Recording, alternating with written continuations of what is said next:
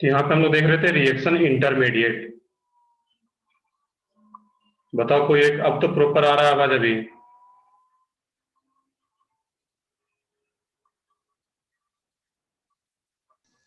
Sir आवाज cut रही है। सर अभी भी आवाज कट रही है। अभी भी कट ही रहा है आवाज। नहीं आ रहा है सर।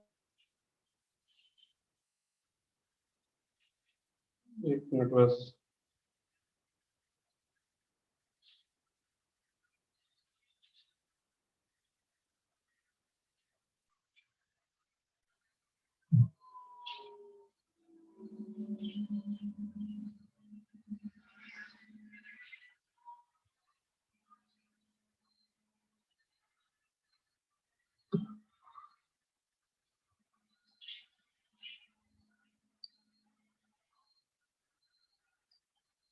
चलो देखते हैं अब यहाँ पे रिएक्शन इंटरमीडिएट। अब तो प्रॉपर आ रही है आवाज अभी? Yes sir. फर्स्ट है इसमें कार्बोकेटाइन। चलो देखते हैं अब आगे हम लोग। कार्बोकेटाइन अब प्रॉपर रहेगा इसमें कार्बोकेटाइन। सेकंड ले लो इसमें फ्री रेडिकल। कार्बोनेन भी रहता बट ये कार्बोकेटाइन के जैसा ही रहता है इसमें फ्री रेडिकल। और थर्ड वन है इसमें कार्बेनायन। ये तीनों बहुत ज्यादा इंपॉर्टेंट है। इसके अलावा भी कुछ रिएक्शन इंटरमीडिएट रहा था जो कि मैंने बताया था, कार्बिन, नाइट्रीन और एक था बेंजाइन। अभी जो हम लोग रिवाइज करेंगे, जो सबसे ज्यादा क्वेश्चन भी तुम लोगों के बुकलेट में है, इसी तीनों का है कार्बोकेटाइन, फ्री रेडिकल और कार्बेनाइन। इस तीनों का क्वेश्चन भी तुम्हारे बुकलेट में नहीं है, ये बहुत ज्यादा इंपॉर्टेंट है भी नहीं। कुछ ही एक दो रिएक्शन रहा था जिसमें कि एज ए इंटरमीडिएट बन पाता है। यहाँ पे हम लोगों को देखना था सबसे पहले कार्बोकेटाइन। कार्बोकेटाइन अब यहाँ पे देखना है कि कार्बोकेटाइन नाम से क्लियर है कि इन जनरल किसी भी एटम पे पॉजिटिव चार्ज तो उसको हम लोग क्या बोलते हैं, केटायन। बट वही पॉजिटिव चार्ज अगर कार्बन पे आ जाए तो कार्बोकेटाइन। अब यहाँ पे इसका अगर कुछ देखें प्रॉपर्टीज, R1 हो, R2, R3 और इस पे पॉजिटिव चार्ज आ रहा हो, तो जिस कार्बन पे पॉजिटिव चार्ज का मैं कुछ प्रॉपर्टी लिखूं तो टोटल इलेक्ट्रॉन कितना है कार्बन के पास? टोटल इलेक्ट्रॉन ऑन सही है बिल्कुल, वो क्या रहेगा 6। जब भी कार्बन पे पॉजिटिव चार्ज आ रहा है दैट मीन्स वहां पे क्या रहेगा 6 इलेक्ट्रॉन, क्योंकि पॉजिटिव चार्ज आता ही कब है, जब खुद का एक इलेक्ट्रॉन कम हो। तो 4 में से 3 ही इलेक्ट्रॉन बचा और तीनों का तीनों बॉन्डिंग में पार्टिसिपेट हो रहा है, दैट मीन्स 6 आ रहा है। दैट मीन्स ये एक इलेक्ट्रॉन डिफिशियंट स्पीसीज है, ये इलेक्ट्रॉन डिफिशियंट स्पीसीज।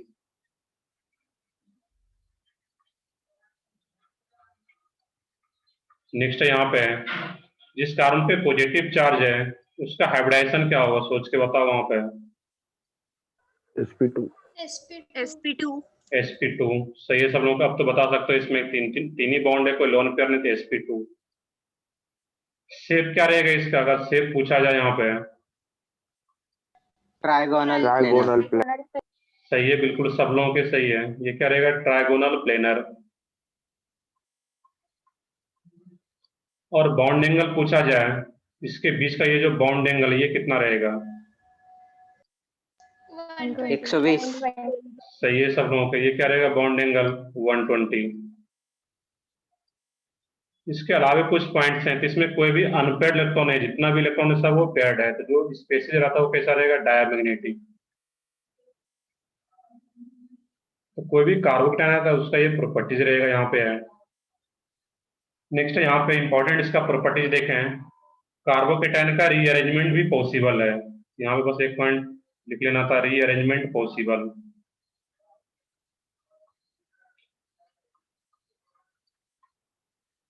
और रीअरेंजमेंट भी हम लोग एक बार रिवाइज करेंगे, क्योंकि जैसे ही रिएक्शन स्टार्ट होगा तो वहां पे रीअरेंजमेंट का काम शुरू हो जाता है। और सबसे इंपॉर्टेंट पॉइंट मैं इधर लिख देता हूँ यहाँ पे कि कार्बोकेटाइन का stability order, stability of carbocation. अब सोचना था यहाँ पे कि कार्बोकेटाइन कैसा था, इलेक्ट्रॉन डिफिशियंट स्पीसीज है। ये सबसे इंपॉर्टेंट पॉइंट है, इसी पे बेस्ट क्वेश्चन भी करेंगे अभी हम लोग। ये इलेक्ट्रॉन डिफिशियंट स्पीसीज है, 6 ही इलेक्ट्रॉन है ये। ऑक्टेट कंप्लीट करने के लिए पेयर ऑफ इलेक्ट्रॉन को एक्सेप्ट कर पाएगा ये, और जब पेयर ऑफ इलेक्ट्रॉन एक्सेप्ट करेगा तभी ये स्टेबल होगा, क्योंकि इलेक्ट्रॉन डिफिशियंट है। स्टेबल होने के लिए क्या चाहेगा ये, ऑक्टेट पूरा करना चाहेगा। दैट मीन्स एक पेयर ऑफ इलेक्ट्रॉन एक्सेप्ट करेगा ये। दैट मीन्स कोई भी अगर इलेक्ट्रॉन डोनर ग्रुप इससे कनेक्टेड होगा इस कार्बन से जिसपे कि पॉजिटिव चार्ज है, तो वो उसको स्टेबलाइज करेगा। यहाँ पे जो स्टेबिलिटी रहेगा इस केस में directly proportional two plus I plus M और हाइपर कंजुगेशन HC, क्योंकि प्लस आई भी कैसा ग्रुप है, डोनर ग्रुप, प्लस एम भी डोनर ग्रुप, और हाइपर कंजुगेशन भी क्या होता है, डोनर ग्रुप। कार्बोकेटाइन स्टेबलाइज होता है बाय हाइपर कंजुगेशन, हम लोग पिछले क्लास में ही देख रहे थे। इस तीनों को हम लोग क्या बोलते हैं यहाँ पे, शॉर्ट में लिख भी लोग हैं, ये डोनर ग्रुप है यहाँ पे, या रिलीजिंग ग्रुप बोल लो इसको, इलेक्ट्रॉन रिलीजिंग ग्रुप। कई सारे बुक में शॉर्ट में लिखा रहता है ERG, इलेक्ट्रॉन रिलीजिंग ग्रुप। ये तीनों अगर कनेक्टेड है तो इलेक्ट्रॉन इसको चाहिए होगा ऑक्टेट पूरा करने के लिए, तो ये इलेक्ट्रॉन दे करके इसको स्टेबलाइज करता है। लेकिन अगर उसी कार्बोकेटाइन से कोई एक्सेप्टर ग्रुप कनेक्टेड हो, लाइक -I और -M, तो वो क्या करेगा, उसको डिस्टेबलाइज करेगा, क्योंकि पहले से इलेक्ट्रॉन कम है और जो भी इलेक्ट्रॉन है उसके पास एक्सेप्टर ग्रुप लगा होगा -I और -M, ये और इलेक्ट्रॉन को एक्सेप्ट कर लेगा अपने तरफ, तो उसको क्या करेगा, डिस्टेबलाइज करेगा। एक्सेप्टर ग्रुप है ये। बस यही एक लॉजिक है स्टेबिलिटी चेक करने का कार्बोकेटाइन का। कुछ बेसिक क्वेश्चन अगर हम लोग यहीं पे देख लें, अगर कार्बोकेटाइन का स्टेबिलिटी का, कुछ क्वेश्चन मैंने कल भी देखा था हाइपर कंजुगेशन में बेस्ड, कुछ आज हम लोग देखें यहाँ पे। अगर CH2 plus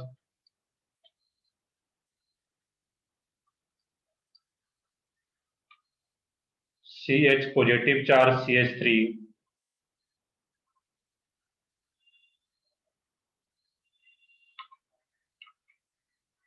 CH2 positive charge. अब यहाँ पे चेक करना है कि 1 2 3 कार्बोकेटाइन आ रहा है, तो तीनों में से स्टेबिलिटी ऑर्डर क्या रहेगा यहाँ पे। बहुत ही सिंपल सा क्वेश्चन है ये। SO स्टेबिलिटी ऑर्डर बताना है तीनों में, 1 2 3 कार्बोकेटाइन में ज्यादा स्टेबल कौन सा है और लेस स्टेबल कौन सा रहेगा।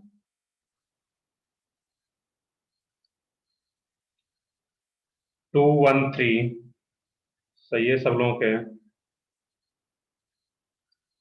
इसमें सोचने का तरीका क्या है, बहुत ही आसान है, थोड़ा सा लॉजिकल सब्जेक्ट है, थोड़ा सा लॉजिक लगाओगे तो हर एक क्वेश्चन सही आएगा इसमें। सही है सब लोगों के 2 1 3। और इसमें सोचना कैसे था कि फर्स्ट एंड सेकेंड में रेजोनेंस हो रहा है, मैंने रेजोनेंस हैबिट के फॉर्म में दिखाया, बट एक्चुअल में ये जो है यहाँ पे, इसको अगर मैं हटा दूं सर्कल को, तो सर्कल को हटा के यहाँ पे पाई बॉन्ड दिखा दो ये, कि ये जो कार्बोकेटाइन है ये, इसके साथ रेजोनेंस स्टेबलाइज और यहाँ पर भी रेजोनेंस स्टेबलाइज हो रहा है। तो फर्स्ट एंड सेकंड में रेजोनेंस हो रहा है, थर्ड में कोई रेजोनेंस नहीं हो रहा है।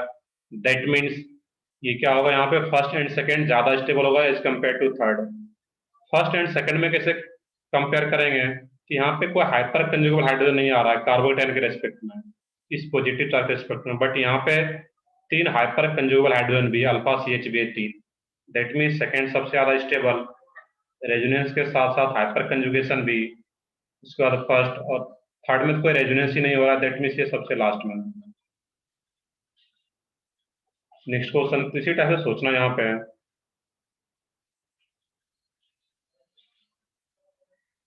पॉजिटिव चार्ज आ रहा है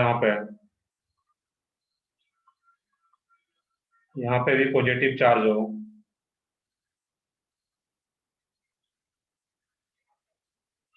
यहाँ पे पॉजिटिव चार्ज आ रहा हो। मैं जितना क्वेश्चन मैंने क्लास में कराया था रेगुलर क्लास में, उतना फिर से मैं रिपीट नहीं कर रहा हूँ, बट जो इंपॉर्टेंट क्वेश्चन है जिससे कि कार्बोकेटाइन का लॉजिक क्लियर हो सके, वो सारे क्वेश्चन मैं अभी करा रहा हूँ यहाँ पे। उतना भी 7 8 एग्जाम्पल होगा जिससे कि जो कंसेप्ट है बेसिक वो क्लियर हो जाए यहाँ पे। अब यहाँ पे सोचना था, इसमें स्टेबिलिटी ऑर्डर बताना है 1 2 3 4 में। अब तो क्वेश्चन भी लगाए होगे तब पता है कि किस टाइप के क्वेश्चन आते हैं एग्जाम में। यहाँ पे सोच के बताओ, इसमें 1 2 3 4 में से क्या रहेगा स्टेबिलिटी ऑर्डर। तो 10 सेकंड सोचो क्या रहेगा यहाँ पे।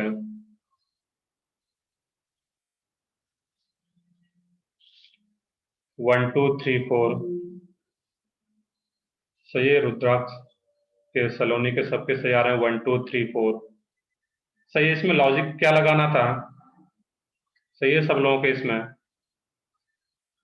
अब यहाँ पे देखना है कि जो पॉजिटिव चार्ज है ये दो दो पाई बॉन्ड के साथ कंजुगेशन में है, रेजोनेंस में है। लेकिन सेकंड में क्या आ रहा है, जो पॉजिटिव चार्ज है वो एक ही पाई बॉन्ड के साथ कंजुगेशन में है। तो पॉजिटिव चार्ज जितने पाई बॉन्ड के साथ कंजुगेशन में होगा उतना ज्यादा रेजोनेटिंग स्ट्रक्चर बनता है, दैट मीन्स उतना ज्यादा वो रेजोनेंस स्टेबलाइज होगा। तो यहाँ पे दो दो पाई बॉन्ड के साथ पॉजिटिव चार्ज कंजुगेशन में है, दैट मीन्स फर्स्ट सबसे ज्यादा स्टेबल, फिर सेकेंड, थर्ड में तो कोई रेजोनेंस हो ही नहीं रहा है तो थर्ड, और फोर्थ सबसे लास्ट में क्यों? क्योंकि मैंने कई बार क्लास में बताया कि ब्रिज हेड कार्बन पे अगर पॉजिटिव चार्ज है तो ये हाईली अनस्टेबल होता है। ये क्या होता है? Highly unstable. तो ब्रिज हेड कार्बन पे पॉजिटिव चार्ज क्यों हाईली अनस्टेबल? तो इसका रीजन है कि पॉजिटिव चार्ज आ गया, इसका हाइब्रिडाइजेशन क्या होना चाहेगा, sp2 आ गया, और sp2 आ गया तो वो क्या होता है? ट्राइगोनल प्लेनर, दैट मीन्स वो एक ही प्लेन में आना चाहेगा। बट एक्चुअल में क्या होता है, ये 3D फिगर है और 3D को हम लोग प्लेन में नहीं ला पाएंगे यहाँ पे है, दैट मीन्स ये काफी अनस्टेबल होता है यहाँ पे है। तो फोर्थ हमेशा लास्ट में। इसको एक याद रख लोगे अलग से कि ब्रिज हेड कार्बन पे पॉजिटिव चार्ज हाईली अनस्टेबल, तो इसको लास्ट में ही रखना है हमेशा। बाकी इस तीनों में कंपेयर कर लेते हैं आसानी से। नेक्स्ट है इसमें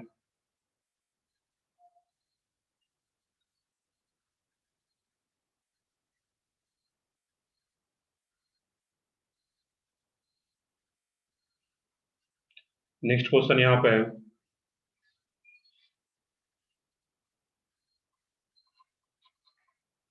CH2 positive charge, CH2 double bond CH, CH2 positive charge, CH3CH positive charge CH3। अब इस तीनों में से स्टेबिलिटी ऑर्डर बताना है। अब देखो इसका नेम भी पता होना चाहिए कि जो फर्स्ट वाला कंपाउंड इसको क्या बोलते हैं? Benzylic carbocation. क्योंकि क्वेश्चन देखोगे सीट में ही है, उसमें नेम ही दे रखा है। ये क्या है? Benzylic carbocation. इसको हम लोग क्या बोलेंगे? Allylic carbocation. तो कुछ बेसिक नेम भी पता हो, ऐसा नहीं कि हर केस में तुम्हें स्ट्रक्चर ड्रॉ करके दिया रहेगा। ये क्या है? Allylic carbocation. और इसको हम लोग क्या बोल पाते हैं यहाँ पे? Isopropyl carbocation. Isopropyl, C plus का मतलब क्या है? Carbocation, isopropyl carbocation. तो बहुत लोगों का आंसर आ रहा है 1 2 3, सब लोगों के सही है इसमें, सबके सही है इसमें। तो यहाँ पे लॉजिक क्या है इसमें? फर्स्ट एंड सेकंड में कंपेयर करें तो फर्स्ट में भी रेजोनेंस हो रहा है, सेकंड में भी रेजोनेंस हो रहा है, बट फर्स्ट में क्या होगा? तीन तीन पाई बॉन्ड के साथ कंजुगेशन में positive charge, number of resonating structure ज्यादा बनेगा यहाँ पे, दैट मीन्स ज्यादा स्टेबलाइज कर पाता है कार्बोकेटाइन को। तो फर्स्ट सबसे ज्यादा स्टेबल, सेकेंड, और यहाँ पे जो थर्ड आ रहा है इस केस में, यहाँ पे थर्ड में तो कोई रेजोनेंस हो ही नहीं रहा है, दैट मीन्स ये क्या रहेगा? लास्ट में सिर्फ 6 हाइपर कंजुगल हाइड्रोजन है। बट मैंने पिछले क्लास में भी बताया था कि रेजोनेंस कहीं पे हो रहा है तो रेजोनेंस का इफेक्ट ज्यादा डोमिनेंट रहता है as compare to hyper conjugation. ये यहाँ पे इस टाइप से याद रखना है। कुछ और एग्जांपल इस टाइप से देखें हम लोग। CH2 plus,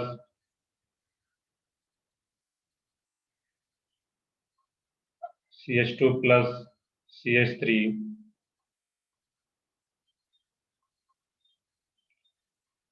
CH2 plus OCH3। और इस टाइप का जब क्वेश्चन होने लगेगा तो फिर तुम लोग खुद चाहोगे कि इस टाइप का जितना भी क्वेश्चन है लॉजिक क्लियर रहेगा तो आसानी से और ज्यादा मन लगे इसे क्वेश्चन करने में।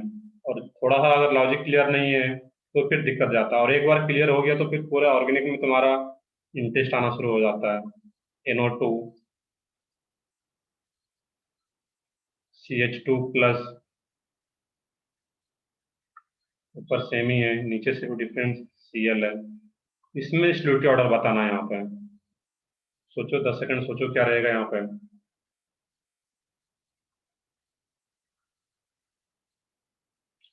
ऊपर में सब कुछ सेम है, मैंने क्वेश्चन ऐसे क्वेश्चन के लिए लॉजिक बताया हो कि कैसे सोचना है। तो नीचे जो ग्रुप है इसका नेचर पहले सोचो, खुद से लिखो वहां पे।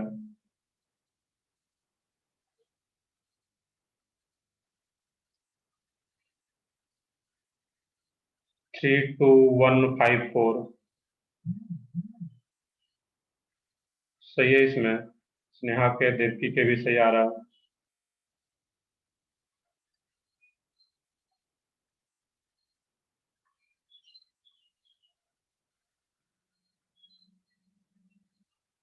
सही है सब लोगों के इसमें। अब देखो इसमें लॉजिक क्या है, बहुत ही आसान सा क्वेश्चन है, बहुत अच्छा है, बहुत लोगों को क्लियर है इसमें कैसे सोचना है यहाँ पे।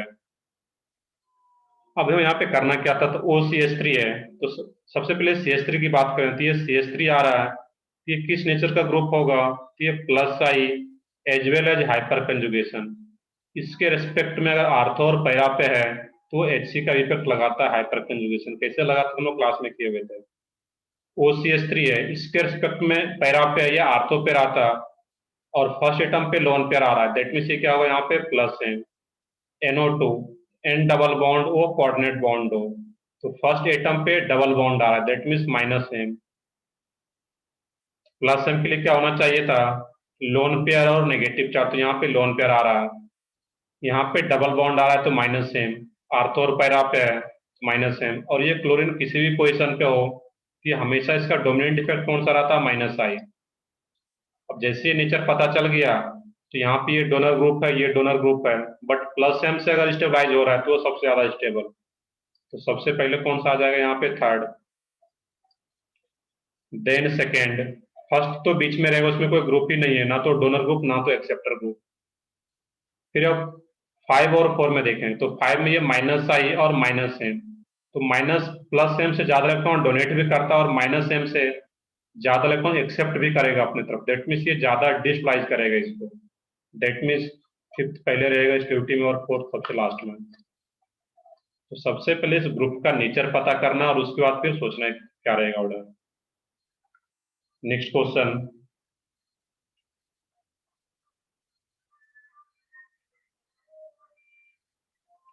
किस टाइप का भी क्वेश्चन अगर आ रहा हो, पॉजिटिव चार्ज,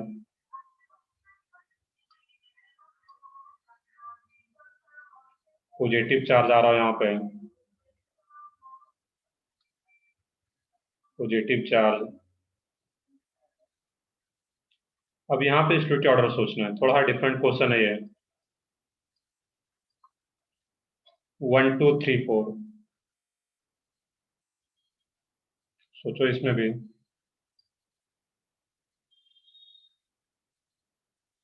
यहाँ पे ऐसे क्वेश्चन को देख करके क्लिक करना चाहिए कि इसमें कौन सा लॉजिक लग रहा है यहाँ पे।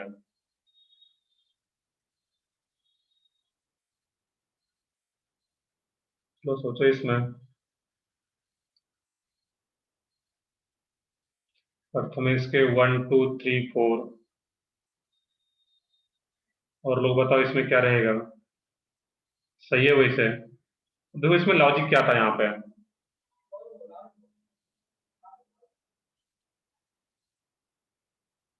सही है सब लोगों को, और भी आंसर आ रहे हैं इसमें 1 2 3 4। चलो मैं बताता हूँ, सबके सही है इसमें, प्रिया के, लोकेशा के, सबके सही आ रहे हैं इसमें। इसमें देखने की फर्स्ट जो कंपाउंड है, जब ऐसा कंपाउंड रहे इसमें देखने की ये कहीं ना कहीं एरोमेटिसिटी से रिलेटेड है यहाँ पे। तो फर्स्ट जो कंपाउंड है इसका नेम भी हम लोगों ने, मैंने बताया था क्लास में, ट्रोपाइलियम केटाइन है, और ट्रोपाइलियम केटाइन जो होता है वो किस नेचर का रहता है, एरोमेटिक। अब चेक भी कर सकते हो, मैंने पिछले क्लास में बताया था चेक करने के लिए। ये एक एरोमेटिक कंपाउंड है, ये किस नेचर का है यहाँ पे, नॉन एरोमेटिक। Non aromatic. ये भी क्या रहेगा, नॉन एरोमेटिक। और लास्ट वाला क्या रहता है, एंटी एरोमेटिक। सही है, तो जो एरोमेटिक है वो तो सबसे ज्यादा स्टेबल। अब यहाँ पे उसके बाद नॉन एरोमेटिक और फिर एंटी एरोमेटिक, बट ये दो दो नॉन एरोमेटिक आ गया, तो इसमें कैसे डिसाइड करेंगे, तो फिर नॉर्मल तरीके से यहाँ का पॉजिटिव चार्ज दो दो पाई बॉन्ड के साथ कंजुगेशन में, और यहाँ का पाई बॉन्ड एक ये पॉजिटिव चार्ज एक ही पाई बॉन्ड के साथ कंजुगेशन में, दैट मीन्स सेकंड ज्यादा स्टेबल थर्ड से, और फोर्थ तो एंटी एरोमेटिक दिए तो हमेशा लास्ट में ही रहेगा क्योंकि ये हाईली अनस्टेबल होता है। यहाँ पे एरोमेटिसिटी के कंसेप्ट से इसको सॉल्व करना था यहाँ पे। तो जब भी इस टाइप का हो, पॉजिटिव चार्ज इस टाइप से आ रहा हो, तो वहाँ पे एरोमेटिक और एंटी एरोमेटिक का कंसेप्ट लगेगा। नेक्स्ट है, कुछ और क्वेश्चन देखें यहाँ पे हम लोग।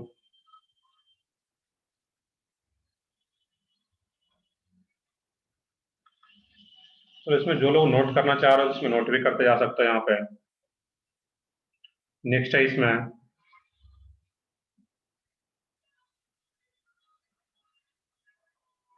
एक इंपॉर्टेंट क्वेश्चन मैंने क्लास में बताया था, फिर से वो देखोगे इसमें। यहाँ पे पॉजिटिव चार्ज आ रहा हो, यहाँ पे पॉजिटिव चार्ज हो, ये ऑक्सीजन एटम आ रहा है बीच में, पॉजिटिव चार्ज।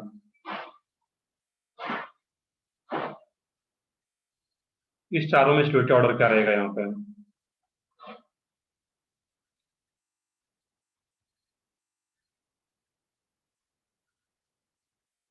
सोचो, यहाँ पे थोड़ा सा अच्छा क्वेश्चन है ये, तो कुछ भी रटना नहीं है, या नहीं कि क्लास में कराया गया तो वहां से देख करके अगर सेम क्वेश्चन एक दो रिपीट भी हो रहा है वहां पे, खुद से सोचना है यहाँ पे। 1432 नहीं,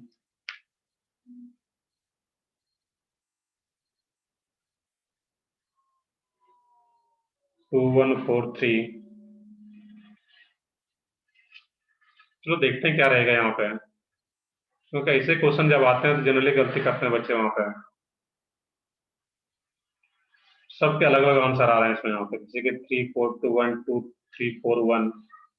तो देखते हैं इसमें, तो देख लोगे इसमें इसमें क्योंकि सबके अलग अलग आ रहे हैं, मैं यहाँ पे बताता हूँ इसमें सोचने का तरीका क्या है यहाँ पे। तो यहाँ पे सोचना है कि सबसे पहले किसी में रेजोनेंस हो रहा है या नहीं हो रहा है। तो यहाँ पे देखोगे सेकंड वाले में कि जो ऑक्सीजन का लोन पेयर है, ये एक हम लोग पिछले क्लास में इस टाइप का भी कंजुगेशन पढ़े थे। ये क्या रहेगा यहाँ पे कि जो पॉजिटिव चार्ज है वो लोन पेयर के साथ एडजेसेंट पोजीशन पे है, और पॉजिटिव चार्ज अगर लोन पेयर के साथ एडजेसेंट में है, सिक्स कंजुगेशन देखोगे उसमें, टाइप ऑफ कंजुगेशन में, यहाँ पर भी ये लोन पेयर अपना डोनेट कर पाएगा। दैट मीन्स यहाँ पे रेजोनेंस का प्रोसेस हो रहा है। Lone pair adjacent with positive charge, और इसके साथ अगर एडजेसेंट पोजीशन पे तो यहाँ पे रेजोनेंस हो पाएगा। ये रेजोनेंस स्टेबलाइज कार्बोकेटाइन है यहाँ पे। तो सबसे पहले क्या रहेगा यहाँ पे 2, कुछ लोगों के 2 आ रहा है अब यहाँ पे। अब देखने कि यहाँ पे जो यही ऑक्सीजन है, अब यही ऑक्सीजन एडजेसेंट में नहीं आ रहा है यहाँ पे, और जब यही ऑक्सीजन एडजेसेंट में नहीं है यहाँ पे है, ये कौन सा इफेक्ट लगाएगा यहाँ पे? फिर माइनस आई। क्यों माइनस आई? क्योंकि इस sp3 कार्बन से ये मोर इलेक्ट्रोनेगेटिव एटम आ रहा है ऑक्सीजन, दैट मीन्स ये माइनस आई, और ये भी क्या यहाँ पे माइनस आई। लेकिन यही जो ऑक्सीजन है यहाँ पे, ये लोन पेयर से स्प्लाइस कर रहा है कार्बोकेटाइन को, दैट मीन्स हम लोग बोल सकते हैं कि ये यहाँ पे लोन पेयर है, तो प्लस में हम बोल सकते हैं, या सिंपली बोलो रेजोनेंस स्टेबलाइज है ये कार्बोकेटाइन सेकंड वाला। अब जब ये माइनस आई और ये भी माइनस आई है, ये कार्बोकेटाइन को क्या करेगा? डिस्प्लाइज करेगा। वो पीछे भी पढ़े हुए थे कि माइनस आई क्या करता है? डिस्प्लाइज करता है उसको। तो 2 के बाद क्या रहेगा इसमें? 1, क्योंकि इसमें कोई भी डिस्प्लाइजिंग फैक्टर नहीं है यहाँ पे, ये बीच में आ जाएगा, जबकि इसमें माइनस आई और ये माइनस आई।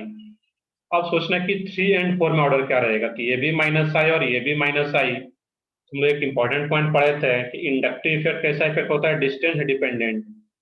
ये डिस्टेंस पे डिपेंड करेगा, तो ये इसके नजदीक है थर्ड में, और ये नजदीक है, दैट मीन्स ये ज्यादा इफेक्ट लगा पाएगा माइनस आई का, दैट मीन्स ये ज्यादा डिस्प्लाइज करेगा इसको। तो ज्यादा डिस्प्लाइज कर रहा है तो ये कम डिस्प्लाइज, ये भी डिस्प्लाइज करेगा बट कम करेगा, दैट मीन्स ऑर्डर करेगा इसमें 2143। सही। अब सब लोगों के 2143, ये क्या रहेगा इसमें? ड्यू टू रेजोनेंस सेकंड सबसे ज्यादा, फर्स्ट में कोई भी डिस्प्लाइजिंग फैक्टर नहीं आ रहा है, और 3 और 4 में कैसे डिसाइड करेंगे यहाँ पे? इसमें माइनस आई नजदीक है, दैट मीन्स ये ज्यादा इफेक्ट लगाता है, ज्यादा डिस्प्लाइज करेगा इसको, और ये इसके रिस्पेक्ट में दूर है, एक कार्बन के बाद आ रहा है, दैट मीन्स ये भी डिस्प्लाइज करेगा बट कम डिस्प्लाइज करेगा ये। एक इंपॉर्टेंट क्वेश्चन था, इसको एक याद रखना था यहाँ पे। नेक्स्ट है इसमें एक और अच्छा क्वेश्चन कर लें, फिर हम लोग आगे देखेंगे। फिर CH2 positive charge,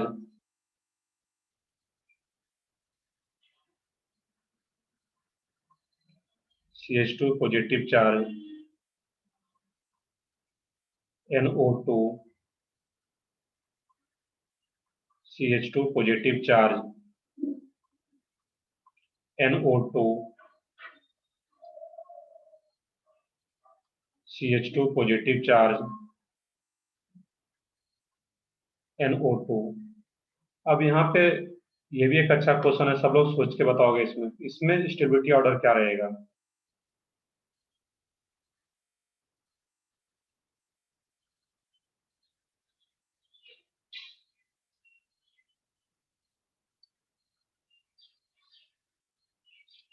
to three four one 1342। चलो इसमें 1342 वाला ज्यादा लोग हो इसमें।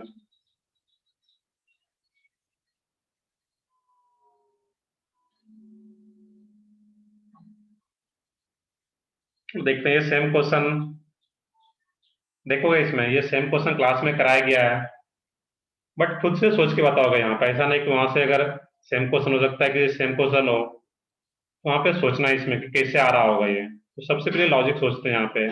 ये NO2 ग्रुप आ रहा है यहाँ पे, तो जो NO2 ग्रुप है यहाँ पे है, तो जब यही NO2 ग्रुप इसके रेस्पेक्ट में अगर आर्थो पे है, ये भी माइनस एम, या फिर पैरा पे है तो माइनस एम।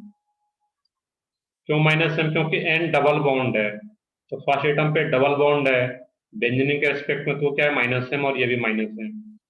बट यही सेम ग्रुप अगर NO2 मेटा पोजिशन पे इसके रेस्पेक्ट में ये ओनली माइनस आई लगाता है। क्यों लगाता है तो मैंने वहां पे एक्सप्लेन करके भी बताया था। क्योंकि यहाँ पे सिंपली सोचोगे कि ये जो NO2 ग्रुप अगर पैरा पे अगर आ रहा है यहाँ पे या आर्थो पे, ये क्या होता है, N डबल बॉन्ड हो, कोऑर्डिनेट बॉन्ड हो, और ये CH2 पॉजिटिव चार्ज। ये जो कंजुगेशन, ये इसके साथ ये पॉजिटिव चार्ज इसके साथ कंजुगेशन में, इस 5 बॉन्ड के साथ, और ये 5 बॉन्ड इसके साथ कंजुगेशन में। दैट मीन्स ये सोचने का तरीका यही है इसमें, ये पॉजिटिव चार्ज इसके साथ कंजुगेशन में और ये 5 बॉन्ड इसके साथ कंजुगेशन में। दैट मीन्स ये पॉजिटिव चार्ज इसके साथ कंजुगेशन में आ पाता है यहाँ पे, और इसके साथ अगर ये कंजुगेशन में, दैट मीन्स ये माइनस है। सिमिलरली यहाँ पे भी सोचना था उसी तरीके से, लेकिन मेटा पे ऐसा नहीं हो पाता इस केस में।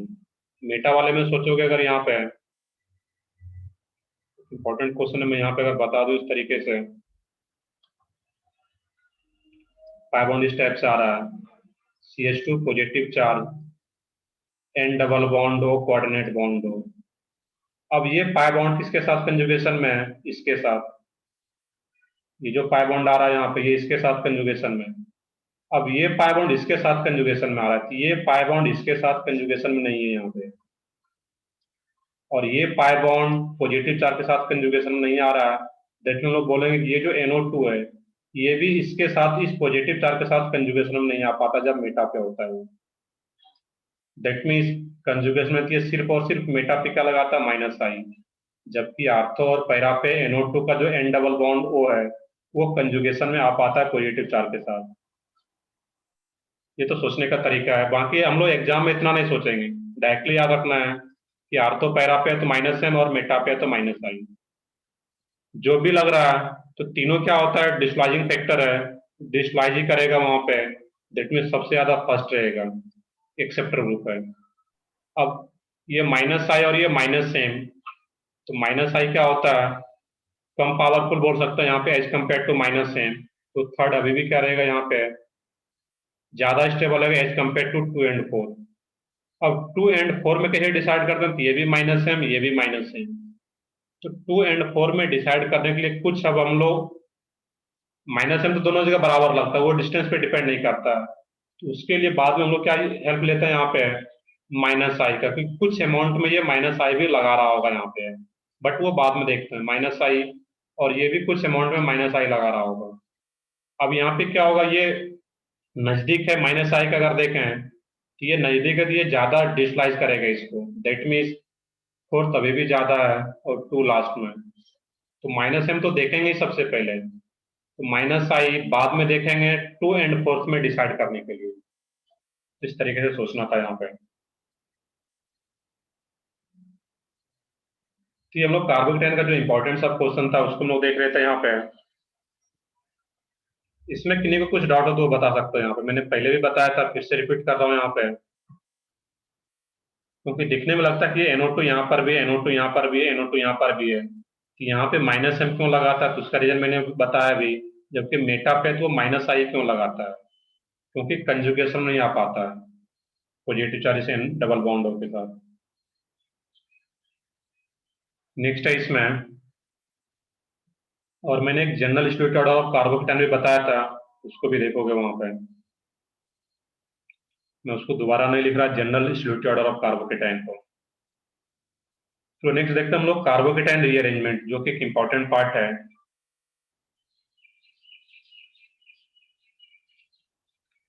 कार्बोकेटाइन रीअरेंजमेंट, कार्बोकेटाइन रीअरेंजमेंट, इसमें 4-5 पॉइंट्स था, उसमें ऑलरेडी क्लास में लिखे हुए थे।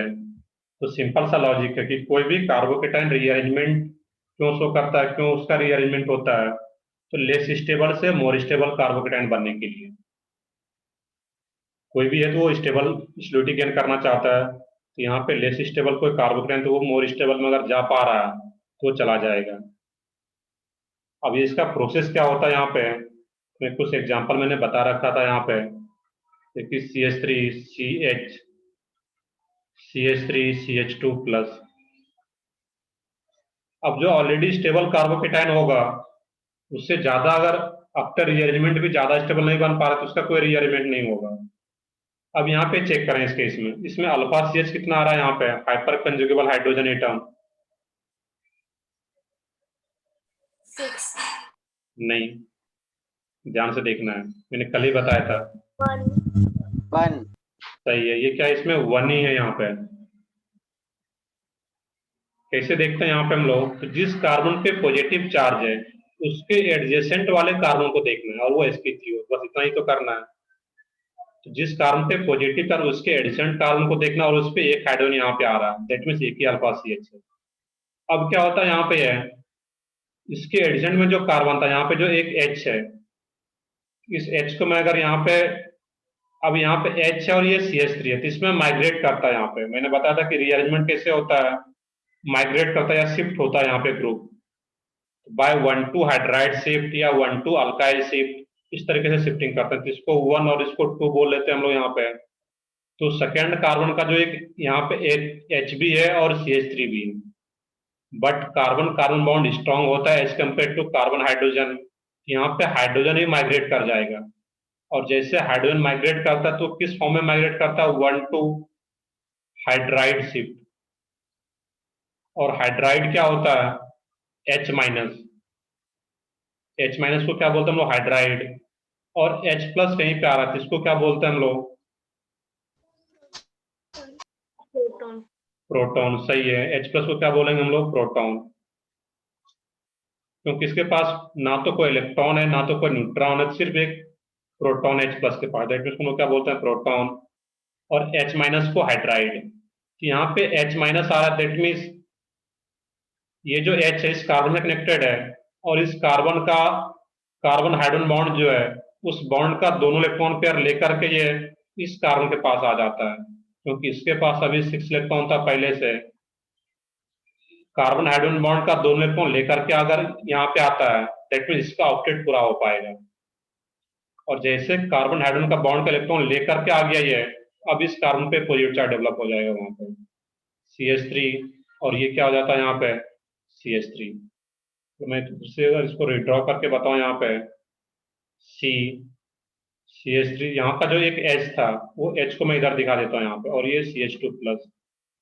मैं यहाँ पे ये बताना चाह रहा हूँ कि ये जो CH बॉन्ड है, ये H- के फॉर्म में यहाँ पे आ रहा है, दैट मीन्स इस बॉन्ड का दोनों इलेक्ट्रॉन लेकर के यहाँ पे आ गया, तो इसका ऑक्टेट तो पूरा हो गया, बट यहाँ पे पॉजिटिव चार्ज डेवलप हो जाएगा, क्योंकि इस कार्बन का भी एक इलेक्ट्रॉन लेकर के यहाँ पे आ गया। इस टाइप का ये फाइनली प्रोडक्ट बनेगा यहाँ पे। अब इसके पास कितना अल्फा हाइड्रोजन है, हाइपर कंजुगेबल हाइड्रोजन, 9 9। सही है सब लोगों के, ये क्या है, 9। कि यहाँ पे एक ही अल्फा CH था, अब इसके पास 9 अल्फा CH हो गया है। और जितना ज्यादा अल्फा CH हाइपर कंजुगेबल हाइड्रोजन, उतना उसका स्टेबिलिटी ज्यादा, दैट मीन्स ये बहुत ज्यादा स्टेबल हो रहा है आफ्टर रीअरेंजमेंट। यहाँ पे रीअरेंजमेंट हो पाएगा इसका। एक और क्वेश्चन देखते हैं यहाँ पे हम लोग, कि यहाँ पे या तो 1,2 हाइड्राइड शिफ्ट होगा, दैट मीन जिस कार्बन पे पॉजिटिव चार्ज है उसके एडजेसेंट वाले कार्बन का हाइड्रोजन शिफ्ट हो जाता है, या फिर इस टाइप का कोई एग्जांपल हो CH3 CH3 CH3 CH2 plus. अभी अगर देखोगे यहाँ पे जीरो हाइपर कंजुगेबल हाइड्रोजन आ रहा है। अब यहाँ पे क्या होगा कि यहाँ पर भी रीअरेंजमेंट हो पाएगा। आफ्टर रीअरेंजमेंट ये मोर स्टेबल बन पाएगा। यहाँ पे ये 1 और 2 हमेशा सेकेंड कार्बन का ग्रुप शिफ्ट होता है। यहाँ पे तीनों CH3 है, कोई भी एक CH3 यहाँ पे माइग्रेट कर जाएगा, शिफ्ट हो जाएगा इस कार्बन पे। किस फॉर्म में आएगा यहाँ पे ये सोचना था, क्योंकि इसके पास 6 इलेक्ट्रॉन है। इस बॉन्ड का इलेक्ट्रॉन लेकर के आता है यहाँ पे, कि ये CH3 माइनस के फॉर्म में आएगा तो फिर इसका ऑप्टेट पूरा हो पाएगा। और CH3 माइनस के फॉर्म में अगर आता है यहाँ पे, दैट मीन्स इस कार्बन पे पॉजिटिव चार्ज डेवलप होता है, क्योंकि इस कार्बन का भी एक इलेक्ट्रॉन लेकर के आ गया ये, और ये क्या बन जाएगा CH2 CH3। अब इसके पास कितना अल्फा CH हो गया यहाँ पे 8 8। सही है सब लोगों के 8। अब यहाँ पे देखना था कि 0 से 8 में जा रहा, दैट मीन्स लेस स्टेबल से मोर स्टेबल कार्बोकेटाइन बन पा रहा है यहाँ पे। तो ये सिंपल सा लॉजिक है कार्बोकेटाइन रीअरेंजमेंट का। नेक्स्ट यहाँ पे एक और हम लोग एग्जांपल ले लेते हैं। अगर यहाँ पे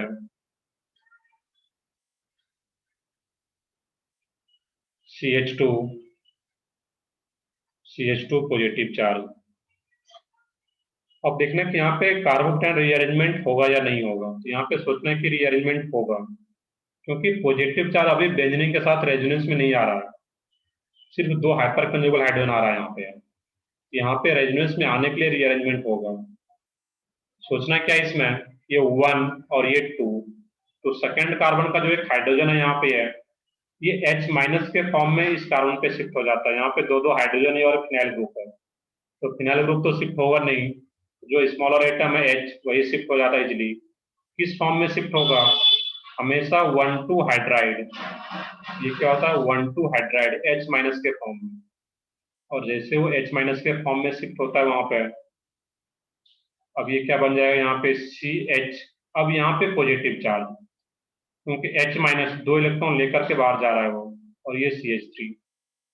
यहाँ पे ये रेजोनेंस स्टेबलाइज भी हो गया, साथ साथ अल्फा CH भी यहाँ पे 3 हो गया। दैट मीन से बहुत ज्यादा स्टेबल बन पा रहा है। यहाँ पर भी रीअरेंजमेंट हो पा रहा है इस केस में। तो सिंपल सा लॉजिक है रीअरेंजमेंट का। नेक्स्ट एक प्रोसेस और भी था, रीअरेंजमेंट भी बोलते हैं उसको, बट वहां पे क्या था, रिंग एक्सपेंशन। तो क्या था वहां पे, रिंग एक्सपेंशन। अब रिंग एक्सपेंशन के लिए मैंने बताया था वो क्या होता है, वहां पे 4 से 5 में रिंग एक्सपेंड होगा, 4 मेंबर रिंग है तो 5 मेंबर में जाएगा, 5 से 6 में जाएगा, 6 से 7 में नहीं जाता वो कभी भी, और 7 से 8 में फिर जाएगा ही नहीं। अब एक क्वेश्चन था यहाँ पे, देखते हैं यहाँ पे इसको हम लोग। अभी कंडीशन क्या था, किस कंडीशन में रिंग एक्सपेंशन होता था। यहाँ पे क्या हो, पॉजिटिव चार्ज कहाँ पे हो, positive charge just outside the ring, positive charge is present on just outside the ring, is present on just outside the ring। Ring के जस्ट आउटसाइड वाले कार्बन पे हो, जैसे कि यहाँ पे आ रहा हो, इस कार्बन पे पॉजिटिव चार्ज हो, तो रिंग के जस्ट आउटसाइड वाले कार्बन पे पॉजिटिव चार्ज आ रहा है, तो वहां पे रिंग एक्सपेंशन हो पाएगा। यहाँ पे रिंग एक्सपेंशन हो पाएगा इसका। अब देखने की रिंग एक्सपेंशन जब भी कराते हैं हम लोग यहाँ पे, तो ये 4 मेंबर रिंग था, इसके जस्ट आउटसाइड वाले कार्बन पे पॉजिटिव चार्ज था, तो ये क्या होगा यहाँ पे, इसमें कराने का मैंने लॉजिक बताया था, जिस कार्बन पे पॉजिटिव चार्ज उसको 1 दे दो, इसको 2 दे दो, अब 3 इसको दो या फिर 3 इसको दो, दोनों सेम है यहाँ पे। इस एक को 3 अगर मानते हैं हम लोग यहाँ पे, इसमें क्या करते थे, रिंग एक्सपेंशन को हम लोग बॉन्ड शिफ्टिंग भी बोलते हैं। इसको क्या बोलते थे, ग्रुप शिफ्टिंग। ये मिथाइल ग्रुप शिफ्ट हो रहा था या हाइड्राइड ग्रुप शिफ्ट हो रहा था वहां पे, तो वो ग्रुप शिफ्टिंग, और ये क्या होता है बॉन्ड शिफ्टिंग या फिर रिंग एक्सपेंशन। अब क्या होता है यहाँ पे बॉन्ड शिफ्टिंग या रिंग एक्सपेंशन का मतलब क्या था यहाँ पे, ये जो 2-3 बॉन्ड है अभी, यही 2-3 बॉन्ड क्या हो जाता है इसमें 1-3 बन जाता है यहाँ पे इस तरीके से। और यही 2-3 बॉन्ड अगर शिफ्ट होके 1-3 बन गया यहाँ पे, अब देखना कि इस कार्बन पे क्या है पॉजिटिव चार्ज है। शिफ्टिंग क्यों हो रहा है, इस कार्बन को स्टेबलाइज करने के लिए, इसका ऑक्टेट पूरा करने के लिए। तो यहाँ पे पॉजिटिव चार्ज है, 6 इलेक्ट्रॉन है कार्बन पे। इस बॉन्ड का जो दोनों इलेक्ट्रॉन है वो दोनों इलेक्ट्रॉन लेकर के ये 1 के पास आता है थर्ड कार्बन, और थर्ड कार्बन 2 इलेक्ट्रॉन लेकर के, इस बॉन्ड का इलेक्ट्रॉन लेकर के 1 के पास आता है। दैट मीन्स 2 जो सेकेंड कार्बन है यहाँ पे, तो सेकेंड कार्बन पे कौन सा चार्ज डेवलप हो जाएगा यहाँ पे पॉजिटिव चार्ज। ये 2-3 बॉन्ड का इलेक्ट्रॉन जो है इलेक्ट्रॉन पेयर लेकर के 1 के पास आता है, तो 2 पे पॉजिटिव चार्ज। ये हमेशा याद रखना है कि 1-3 जब भी रिंग एक्सपेंशन होगा तो 2-3 बॉन्ड 1-3 बन जाता है और 2 पे पॉजिटिव चार्ज। अब यही क्या बन गया 5 मेंबर रिंग। दिखने में सही नहीं लग रहा, इसको इस तरीके से प्रॉपर ड्रॉ कर सकते हो 5 मेंबर रिंग को, और कहीं पे पॉजिटिव चार्ज दिखा दो। ये क्या बन गया, इसमें 4 से 5 मेंबर रिंग में एक्सपेंड हो गया। अब यहाँ पे देखोगे हाइपर कंजुगेबल हाइड्रोजन भी ज्यादा आ गया और साथ साथ रिंग एक्सपेंड भी कर गया है। दैट मीन्स ये ज्यादा स्टेबल हो पाता है। क्यों रिंग एक्सपेंशन होता है तो वो ज्यादा स्टेबल होता है, एक मैंने क्वेश्चन क्लास में करा रखा था तुम लोगों को, चलो मैं उसको फिर से रिवाइज करा देता हूँ यहाँ पे। कि यहाँ पे पॉजिटिव चार्ज हो, यहाँ पे पॉजिटिव चार्ज हो, यहाँ पे पॉजिटिव चार्ज हो, और यहाँ पे पॉजिटिव चार्ज हो। इसमें स्टेबिलिटी का ऑर्डर क्या था कार्बोकेटाइन का, 1 2 3 4 में से सही है 4 3 2 1। रीजन क्या था, कुछ याद हो इसका रीजन? ऑर्डर सही है 4 3 2 1। एंगल 120 डिग्री होना एंगल, चाहिए और फोर्थ एंगल। वाले में 120 होता है। सही है बिल्कुल। इसमें क्या यहाँ पे है, जब भी पॉजिटिव चार्ज है, मैंने स्टार्टिंग में बताया था कि बॉन्ड एंगल क्या होना चाहिए कार्बोकेटाइन का 120। तो यहाँ पे इक्विलेटरल ट्रायंगल है, ये एंगल क्या रहेगा 60 डिग्री, स्क्वायर आ रहा है 90 डिग्री, पेंटागन 108 के अप्रॉक्स रहता है और ये 120। तो जितना एंगल होना चाहिए था नॉर्मल उतना फोर्थ में आ पाता है, दैट मीन्स फोर्थ सबसे ज्यादा स्टेबल। और एंगल होना चाहिए था 120, लेकिन ये 60 डिग्री पे फोर्सफुली रखा गया इसको, दैट मीन्स ये सबसे ज्यादा लेस स्टेबल। इसमें एक वर्ड ये भी होता है कि जो फर्स्ट सबसे लेस स्टेबल है, क्योंकि उसमें एंगल स्ट्रेन बहुत ज्यादा है। एंगल स्ट्रेन बोलने का मतलब क्या यहाँ पे है, तो एंगल स्ट्रेन बोलने का मतलब यहाँ पे ये है कि जितना नॉर्मल बॉन्ड एंगल होना चाहिए था उससे बहुत ज्यादा डिविएशन है इसमें। यहाँ पे होना चाहिए था 120 है 60 डिग्री, दैट मीन्स बहुत ज्यादा एंगल स्ट्रेन है। इसमें कुछ एंगल स्ट्रेन कम हो जा रहा है, क्योंकि 120 होना चाहिए था 90 डिग्री है, 120 होना चाहिए था 108 है इसमें, और जितना होना चाहिए था उतना है इसमें normal. That means angle strain इसमें बहुत ज्यादा है, दैट मीन्स लेस स्टेबल। और इसमें एंगल स्ट्रेन बिल्कुल नहीं है, इसमें कुछ एंगल स्ट्रेन है 2 1। दैट मीन्स यहाँ पे इस टाइप का नंबरिंग है, इसके पॉजिटिव चार्ज ये ज्यादा स्टेबल हो पाता है, अल्फा सी एच भी ज्यादा है यहाँ पे। नेक्स्ट है यहाँ पे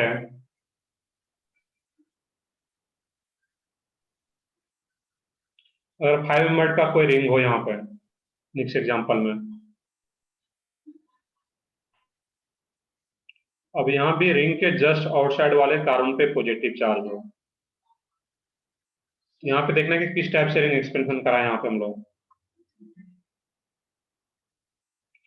यहाँ पर अगर देखोगे इस केस में सेम काम करना, जिसपे पॉजिटिव चार्ज है उसको 1, इसको सेकेंड, थर्ड इसको दो या फिर इसको दो, कहीं पे करना क्या है 2 3 बॉन्ड को 1 3 बना देना है इसमें, और पॉजिटिव चार्ज कहाँ पे जाना है हमेशा 2 पे। इसको मैं डायरेक्टली 6 मेंबर का रिंग बना देता हूँ। जिस ये क्या था फर्स्ट कार्बन, तो फर्स्ट कार्बन पे CH3 था और 2 कार्बन पे पॉजिटिव चार्ज है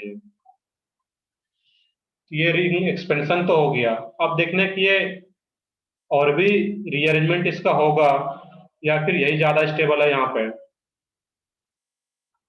इसमें अगर सोचोगे यहाँ पे, तो अभी इसके पास कितना है 2 और एक 1, यहाँ पे 3 ही अल्फा CH है। ये क्या होगा नॉर्मल रीअरेंजमेंट एक बार और हो पाएगा यहाँ पे, क्या एक H है यहाँ पे, और एक CH3 है, अंडरस्टूड है, एक H है। अब ये H माइनस के फॉर्म में इस कार्बन पे आ जाता है, और जैसे ये H माइनस के फॉर्म में इस कार्बन पे आता है, यहाँ पे है, तो अब इस कार्बन पे पॉजिटिव चार्ज डेवलप हो गया यहाँ पे, क्योंकि वो H माइनस के फॉर्म में आ रहा है, अपना इलेक्ट्रॉन पेयर लेकर के आ रहा है। अब यहाँ पे कितना अल्फा CH हो गया, काउंट करके बताओ यहाँ पे। 7. सही है। वो क्या इसमें 7, यहाँ पे ये 3 ही अल्फा CH था, 2 डिग्री कार्बोकेटायन था, ये 3 डिग्री कार्बोकेटायन हो गया है। तो 3 डिग्री कार्बोकेटायन हमेशा ज्यादा स्टेबल रहेगा because of more number of hyperconjugable hydrogen. ये क्या रहा है 7। ये रिंग एक्सपेंशन इस टाइप से आ रहा है। अब एक क्वेश्चन ये रहता है कि 3 मेंबर्ड का रिंग है, अगर यहाँ पे कहीं पे भी अगर 3 मेंबर्ड रिंग है, इसका भी रिंग एक्सपेंशन होगा या नहीं होगा। यहाँ पे हम लोग पीछे देख रहे थे कि 4 से 5 में जाएगा, 5 से 6 में जाएगा, 6 से 7 में नहीं जाएगा, इसका अलग रीजन देखेंगे अभी। तो 3 से 4 में जाएगा या नहीं जाएगा इसमें, ये सोचो। और अगर नहीं जाता है तो क्या रीजन है, कुछ याद हो तो कोई एक बताओ, इसमें अनम्यूट करके बताओ यहाँ पे। Dancing resonance. सही है इसमें। ये जो कंपाउंड है, इस कंपाउंड का नेम भी क्या था, CPN, साइक्लोप्रोपाइल मिथाइल कार्बोकेटाइन। ये ऑलरेडी बहुत ज्यादा स्टेबल, ये एक एक्सेप्शनल केस था, इसको अलग से मैंने याद रखने के लिए बताया था कि ये क्या है, साइक्लोप्रोपाइल मिथाइल कार्बोकेटाइन। ये हम लोग जनरल स्टूडेंट और कार्बोकेटाइन में लिखे हुए थे, और मैंने बहुत डिटेल में बताया भी था कि CPM है, इसमें क्या होता है, डांसिंग रेजोनेंस हो पाता है। एक बार देखोगे, रिवाइज करोगे, वहां पे क्या होता था, डांसिंग रेजोनेंस। यहाँ पे ये डांसिंग रेजोनेंस के चलते बहुत ज्यादा स्टेबल होता है, और स्टूटी बहुत ज्यादा आ रहा है अगर इसका यहाँ पे है। दैट मीन्स ये 3 मेंबर रिंग से ही इसी में रहेगा, 4 मेंबर रिंग में नहीं जा पाएगा यहाँ पे। दैट मीन हम लोग बोलते हैं 3 से 4 में भी नहीं जाएगा ये। अगर ऑलरेडी आगे हम लोग देखते हैं कि 4 मेंबर रिंग पे पॉजिटिव चार्ज है यहाँ पे इस टाइप का, तो ये रिंग कॉन्ट्रेक्शन भले होकर के इसमें इस फॉर्म में आ जाता है CPM में, बट ये फिर इस फॉर्म में नहीं जाएगा रिंग एक्सपेंड होने के लिए। जबकि अगर हम लोग एक रीजन यहाँ पर देखें कि 6 मेंबर रिंग है, इसके जस्ट आउटसाइड वाले कार्बन पे पॉजिटिव चार्ज अगर आ रहा है यहाँ पे, इसका रिंग एक्सपेंशन क्यों नहीं होगा यहाँ पे है। इसका रिंग एक्सपेंशन इसीलिए नहीं होता यहाँ पे, यहाँ पे रिंग एक्सपेंशन ना होके ये नॉर्मल रीअरेंजमेंट हो पाता है, क्योंकि ये H माइनस शिफ्ट जैसे होगा यहाँ पे है कि ये 6 मेंबर रिंग आ रहा है, तो यहाँ पे जब पॉजिटिव चार्ज आएगा, तो ये 6 मेंबर रिंग पे पॉजिटिव चार्ज मैंने अभी पीछे बताया था कि क्या रहा था, ऑलरेडी स्टेबल होता है यहाँ पे, 120 डिग्री आ पाता है यहाँ पे। तो यहाँ पे ये 120 डिग्री पे आता है कि इसी फॉर्म में स्टेबल है, तो यहाँ पे रिंग एक्सपेंशन ना होके नॉर्मल रीअरेंजमेंट होता है, हाइड्राइड शिफ्ट होकर के 3 डिग्री कार्बोकेटाइन बन जाता है यहाँ पे। तो यहाँ पर रिंग एक्सपेंशन नहीं होगा। तो रिंग एक्सपेंशन इंपॉर्टेंट था, मैंने रिंग कॉन्ट्रेक्शन भी बताया था, बट उतना ज्यादा इंपॉर्टेंट नहीं है, उसको अलग से याद रखने की जरूरत नहीं है वहाँ पे। और रिंग कॉन्ट्रेक्शन का मैंने एक स्ट्रक्चर ऑलरेडी ड्रॉ कर रखा है, जिसको देख लोगे यहाँ पे कि रिंग कॉन्ट्रेक्शन का मतलब क्या था, 4 से 3 में आ जाएगा रिंग। इसमें भी क्या काम करना था, 1 2 3, 2 3 बॉन्ड क्या बन जाएगा इसमें, 1 3 बन जाना है यहाँ पे। ये 2 3 क्या बन जाएगा, 1 3। तो 2 3 बॉन्ड 1 3 बनेगा, तो यहाँ पर भी 2 पे पॉजिटिव चार्ज, और ये क्या था, 2 पे पॉजिटिव चार्ज। इसी को ढंग से दिखा दो कि ये क्या बन जाता है, CPM। तो ये लेस स्टेबल है, CPM बन गया तो मोर स्टेबल बन जाता है ड्यू टू डांसिंग रेजोनेंस। तो ये एक स्पेशल केस था, इसको तो याद रखना पड़ेगा यहाँ पर। चलो, ये कार्बोकेटाइन रीअरेंजमेंट का एक इंपॉर्टेंट पार्ट था, और कार्बोकेटाइन स्टेबिलिटी का तो उसको हम देख लिया यहाँ पे। नेक्स्ट है इसमें फ्री रेडिकल, जो कि कार्बोकेटाइन के जैसा ही रहता है यहाँ पे, उसको भी हम लोग देख लें यहाँ पे फ्री रेडिकल को।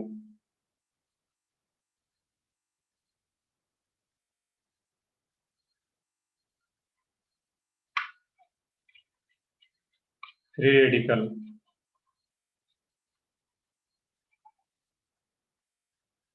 अब देखने की, जो फ्री रेडिकल रहता है इस केस में यहाँ पे, कोई भी एक एग्जांपल देखोगे, C single electron, R1, R2, R3।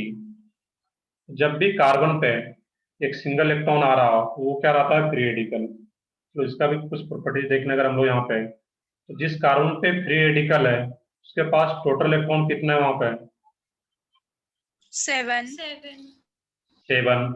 और 7 है तो एक ऑड नंबर है, दैट मीन्स ये ऑड इलेक्ट्रॉन स्पेसीज इसको बोलते हैं यहाँ पे। अब यहाँ पे देखोगे कि अगर एक सिंगल इलेक्ट्रॉन है दैट मीन्स अनपेयर्ड इलेक्ट्रॉन है, इसका नेचर क्या होता है यहाँ पे, पैरामैग्नेटिक नेचर का रहता है। अब देखोगे यहाँ पे एक इंपॉर्टेंट क्वेश्चन ये रहता है इस केस में कि इस कार्बन का हाइब्रिडाइजेशन क्या होगा यहाँ पे।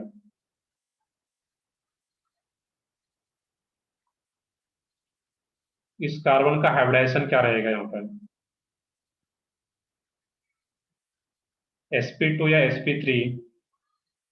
देखो मैं बताता हूँ यहाँ पे, sp2 sp2 जनरली क्या होता है, sp2। अब एक पॉइंट यहाँ पर याद रखना था इस केस में, इसका जो हाइब्रिडाइजेशन है यहाँ पे वो sp2 है। मैंने जनरली क्यों लिखा यहाँ पे, यहाँ पे हाइड्रोजन हो या कार्बन हो तो उस केस में तो sp2 ही रहता है। बट अगर यहाँ पे f आ जाए, हाइयर इलेक्ट्रोनेगेटिव एटम अटैच हो इस कार्बन से, और यहाँ पे एक सिंगल इलेक्ट्रॉन हो, उस केस में ये जो सिंगल इलेक्ट्रॉन है वो भी हाइब्रिडाइजेशन में पार्टिसिपेट कर पाता है। और वो भी अगर हाइब्रिडाइजेशन में पार्टिसिपेट करता है, इसका जो हाइब्रिडाइजेशन हो जाता है वो क्या हो जाता है वहां पे, sp3 हो जाता है उस केस में। कब बोलेंगे ये sp3 है, जब इस कार्बन से मोर इलेक्ट्रोनेगेटिव एटम अटैच हो, लाइक फ्लोरीन क्लोरीन। तो जब भी मोर इलेक्ट्रॉन एटम अटैच हो उस केस में ये जो सिंगल इलेक्ट्रॉन है वो भी हाइब्रिडाइजेशन में इन्वॉल्व हो पाता है।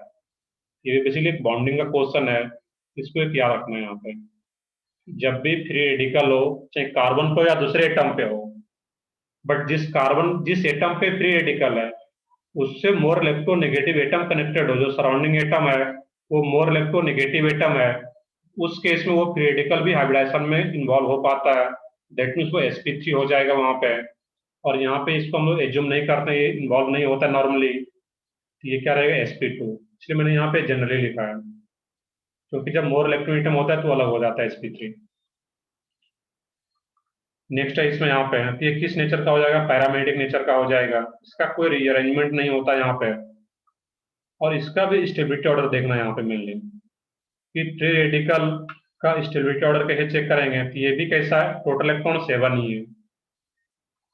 इलेक्ट्रॉन डिफिशियंट स्पेसीज बोल सकते हैं इसको भी हम लोग, electron deficient species.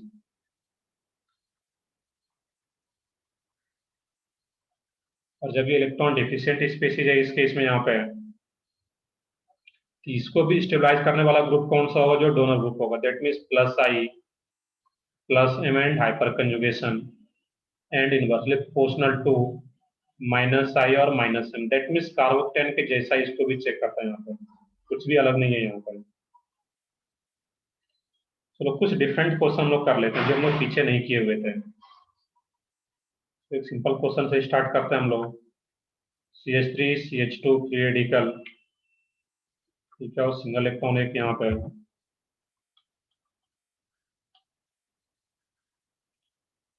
CH3 CH CH3 free radical,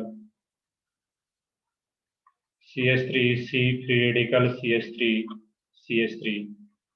इसमें स्टेबिलिटी ऑर्डर क्या रहेगा, बहुत ही आसान सा क्वेश्चन है ये तो। चलो ठीक है, पता है इसमें ही आसान सा है, बट ये सब क्वेश्चन भी पता होना चाहिए इसका लॉजिक। क्वेश्चन सारा ऑर्गेनिक आसान सा ही होता है और लॉजिक पता है। मैंने जैसे कि स्टार्टिंग में बताया था कि बायो के क्वेश्चन से भी कम टाइम लगता है, क्वेश्चन को देखते ही यहाँ पे टिक कर सकते हो, जो कि अब तो कुछ पता भी चल गया होगा, पूरा नोमेनक्लेचर का सेट लगाया है, जीओसी का सेट लगा चुके हो। इसमें फिजिक्स जैसा कोई कैलकुलेशन नहीं है और फिजिकल केमिस्ट्री जैसा भी कोई कैलकुलेशन नहीं है यहाँ पे।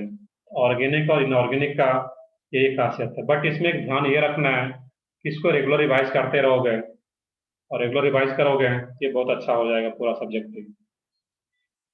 ये क्या आ जाता है यहाँ पे, 3, 2, 1 because of plus I and hyperconjugable hydrogen. इसमें 3 अल्फा सी एच, इसमें 6 अल्फा सी एच और इसमें 9 अल्फा सी एच। सेकंड एक अच्छा क्वेश्चन देखोगे यहाँ पे, अगर इस टाइप का कुछ क्वेश्चन आ रहा है यहाँ पे, यहाँ पे जो एक फ्री रेडिकल हो, मैं यहाँ पे देता हूँ free radical, double bonded carbon पे अगर फ्री रेडिकल होता है तो क्या रहता है वहां पे, अनस्टेबल।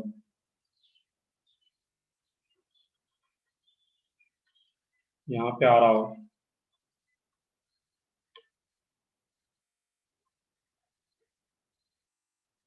यहाँ पे फ्री रेडिकल हो,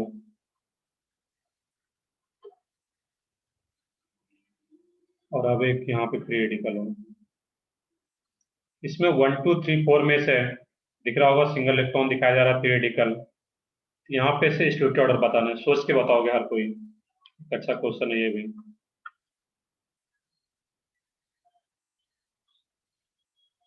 अब कुछ रटना नहीं है, कुछ लोग सोच रहे हो सर कॉपी में कराया होगा, वहां पे देखते हैं, ऐसा नहीं कि बिल्कुल सेम है वहां पे। कॉपी अभी जो हम लोग रिवाइज कर रहे हैं, कॉपी को सामने रखने की बहुत ज्यादा जरूरत नहीं है इसमें। 2, 4, 3, 1 देखते हैं यहाँ पे, सही है। इसमें 2-3 लोगों का आंसर आ रहा है। यहाँ पे सोचने का तरीका क्या था यहाँ पे,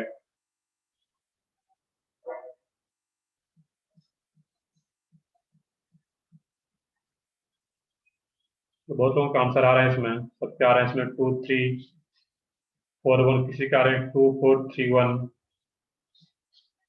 सोचते हैं यहाँ पे सेकंड तो सबसे ज्यादा स्टेबल है बिकॉज ऑफ रेजोनेंस। तो सेकंड क्या होगा सबसे ज्यादा स्टेबल, क्योंकि यहाँ पे जो फ्री रेडिकल है पाई बॉन्ड के साथ कंजुगेशन में, तो यहाँ पे रेजोनेंस का प्रोसेस हो पाएगा, और जब रेजोनेटिंग स्ट्रक्चर ड्रॉ करते हैं तो आप एरो का यूज करेंगे। तो 2 तो सबसे ज्यादा स्टेबल। 2 के बाद फिर क्या रहेगा इसमें, अब देखने की यहाँ पे जो फ्री रेडिकल है डबल बॉन्डेड कार्बन पे, ये भी हाईली अनस्टेबल होता है। डबल बॉन्डेड कार्बन पे फ्री रेडिकल हो या फिर पॉजिटिव चार्ज, ये हाईली अनस्टेबल, तो ये तो लास्ट में ही रहेगा यहाँ पे। अब बच गया इसमें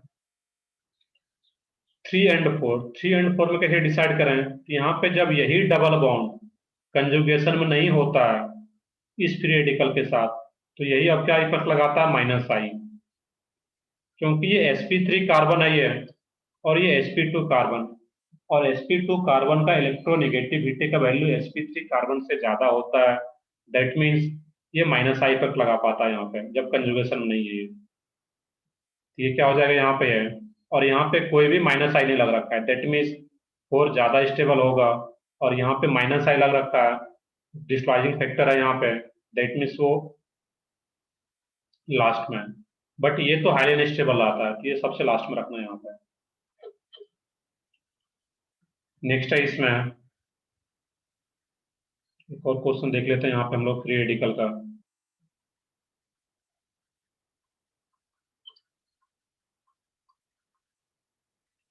CH3 free radical, CH2F free radical,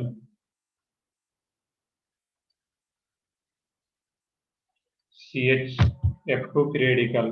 आसान सा क्वेश्चन है, क्लास में कराया भी गया है। CF3 फ्री रेडिकल, इसमें क्या रहेगा यहाँ पे, डिस्ट्रीब्यूटिव ऑर्डर। चलो सही है, सब लोगों के आ रहा है आंसर इसमें।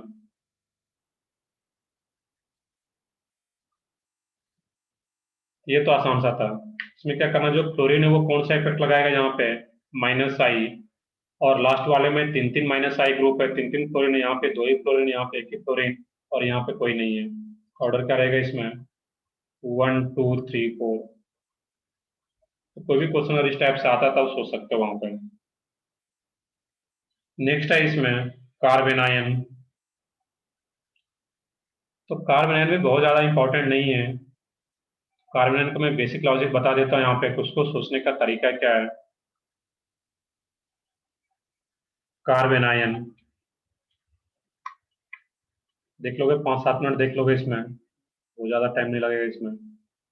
अब जो कार्बन आयन है यहाँ पे, इसमें क्या होता है, किसी कार्बन पे नेगेटिव चार्ज है, और कार्बन पे नेगेटिव चार्ज देखते हैं वहां पे एक लोन पेयर भी है, R1, R2, R3।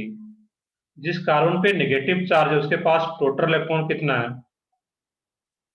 8 8। ये सब लोगों के बस ये पॉइंट देखना है। इसका ऑक्टेट पूरा है, कंप्लीट ऑक्टेट है, ये इलेक्ट्रॉन डिफिशियंट नहीं है। ये इवन कार्बन के पास एक एक्स्ट्रा इलेक्ट्रॉन ही है वो, जिसपे नेगेटिव चार्ज है, तो वो क्या होता है? इलेक्ट्रॉन रिच स्पीसीज इसको बोलते हैं। Sorry, ये क्या होगा इसमें? यहाँ पे इलेक्ट्रॉन रिच स्पीसीज, जबकि पीछे दोनों कैसा था? डिफिशियंट था वो।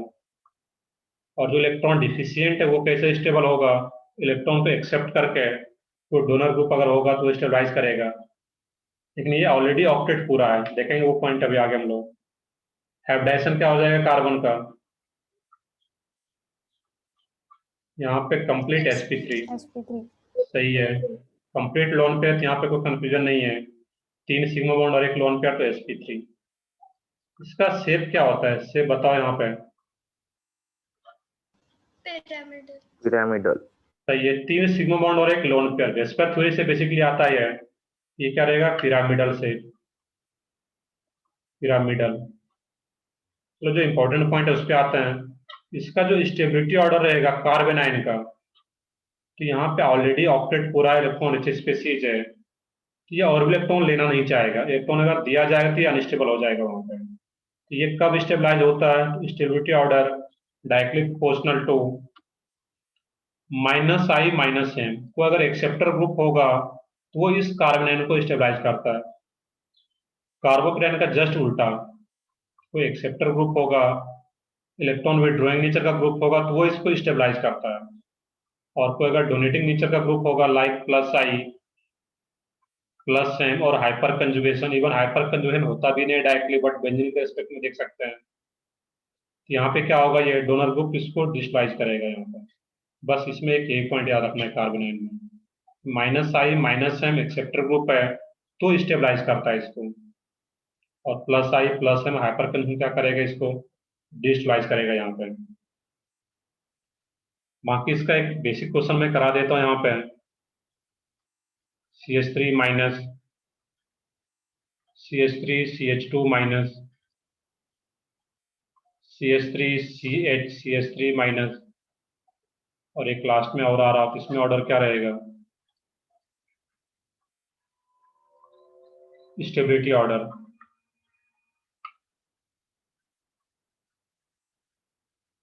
सही है, इसमें 1 2 3 4। तो यहाँ पे सोचने का तरीका क्या है? हाइपर कंजुगेशन तो होगा ही नहीं, यहाँ पे सिंपली कौन सा इफेक्ट देखेंगे हम लोग? सही है सब लोगों को इसमें। ये क्या रहेगा इसमें? CH3+I, यहाँ पे 3 +I ग्रुप है, और +I 3 +I से ये डिस्टलाइज हो रहा है। यहाँ पे 2 +I से डिस्टलाइज हो रहा है, यहाँ पे 1 +I ग्रुप से डिस्टलाइज हो रहा है। यहाँ पे कोई ग्रुप नहीं लगा तो ये सबसे ज्यादा स्टेबल, फिर सेकेंड, फिर थर्ड और फोर्थ सबसे लास्ट में, क्योंकि ये 3 +I से डिस्टलाइज हो रहा है इस केस में। एक और एग्जांपल में बता दो यहाँ पे, CH3- CH2- और ये C डबल बॉन्ड OH, और यहाँ पे आ रहा हो C double bond OH, CH2- C double bond O, HO या CH3 जो भी ले लो यहाँ पे। इसमें स्टेबिलिटी ऑर्डर क्या रहेगा इस केस में?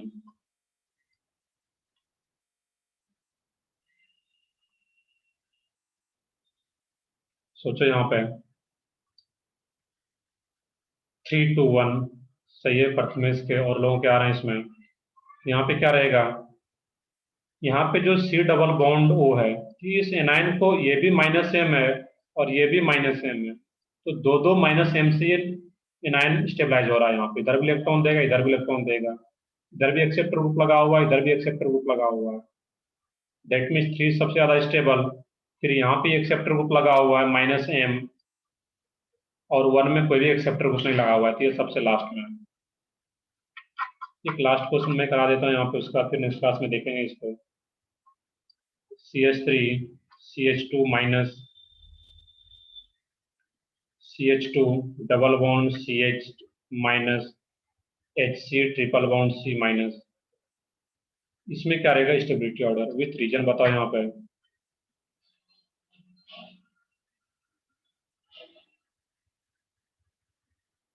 ये सेम क्वेश्चन क्लास में कराया गया, मैं दोबारा इसलिए कराऊँ, ये काफी इंपॉर्टेंट क्वेश्चन था यहाँ पे। ये क्या रहेगा यहाँ पे 3, 2, 1 सही आंसर। रीजन क्या है बताओ इसमें, अनम्यूट करके बता सकते हो। Negative charge, more electron. सही है। हाइब्रिडाइजेशन भी बोल सकते हैं कि ये क्या sp कार्बन पे नेगेटिव चार्ज sp2 पे और ये sp3 पे, और sp carbon more electronegative atom होता है और वहां पे नेगेटिव चार्ज ज्यादा स्टेबल। सही है सब लोगों का इसमें।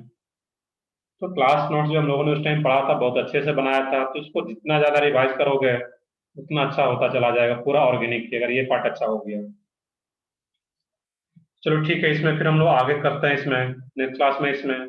बट तुम लोग डीपीपी का भी क्वेश्चन लगाते रहो इसमें, जैसे कि अभी प्रैक्टिस क्वेश्चन कुछ बच्चे पूछ रहे थे सर और प्रैक्टिस कहाँ से करूं, तो डीपीपी का जो क्वेश्चन है तुम्हारा, चाहे वो नोमेनक्लेचर का हो चाहे तुम्हारा जियो ये डीपीपी का हो, ये जीओसी वाला पार्ट डीपीपी का क्वेश्चन देख के पता चल जाए कौन सा जीओसी का लिखा हुआ भी है डीपीपी के ऊपर, उसका क्वेश्चन लगा सकते हो। मेरे पास डीपीपी नहीं इसलिए मैं डीपीपी नंबर नहीं बता सकता तुम्हें अभी, बट तुम्हें देख करके उतना पता चल जाए। सब लोग जो है अगर जिनका बुकलेट पूरा हो गया है, एक्सरसाइज 3 अच्छे से कर ली है, तो डीपीपी भी लगा पाओगे। उसका भी मैं क्वेश्चन लूंगा डिस्कशन के टाइम में डीपीपी का।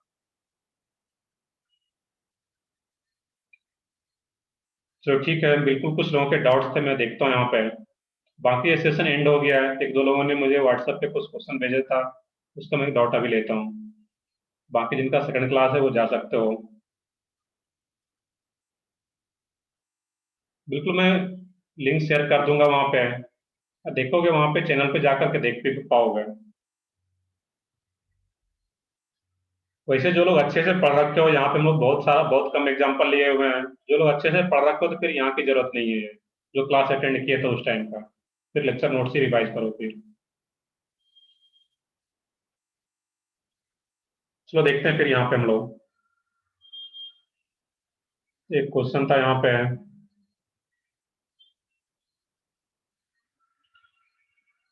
प्रिया पाटिल के क्वेश्चन थे, पहले मैं उसको सॉल्व करूँ यहाँ पे। बेसिकली वो बाउंडिंग का क्वेश्चन है, जो लोग देखना चाहो देख सकते हो, बाकी सेशन एंड हो चुका है रिवीजन वाला, बस क्वेश्चन में ले रहा हूँ यहाँ पे सिर्फ डाउट। एक क्वेश्चन था बॉन्डिंग का यहाँ पे, और इसमें पूछा जा रहा है कि यहाँ पे the correct decreasing order of the boiling point of the above compound. यहाँ पे HF है, H2O है और NH3 है यहाँ पे। अब क्वेश्चन में एक्सप्लेन कर रखा है कि बॉइलिंग पॉइंट किन किन चीजों पे डिपेंड करता है। यहाँ पे है हाइड्रोजन बॉन्डिंग पे।